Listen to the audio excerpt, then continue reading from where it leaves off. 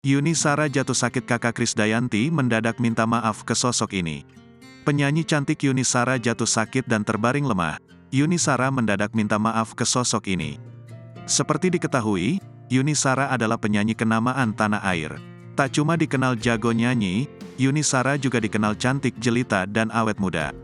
Meski usia sudah 50 tahun, penampilan Yuni masih awet muda layaknya ABG.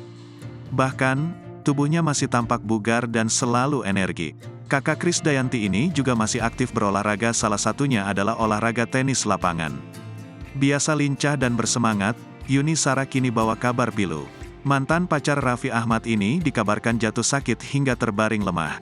Hal itu diketahui dari unggahan di akun Instagramnya @yunisyara36 pada Kamis, tanggal 16 Februari tahun 2023. Di unggahan itu, Yuni Shara mengunggah sebuah foto. Sayangnya, foto itu sengaja di-blur dan tampak buram. Walau begitu terlihat jelas bahwa di foto itu Yuni Shara tengah terbaring lemah. Ia tampak diperiksa seorang dokter yang memakai baju putih.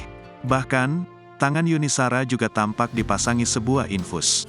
Diakui Yuni Shara, ia memang tengah jatuh sakit. Bahkan, ia diminta bed-rest beberapa waktu belakangan.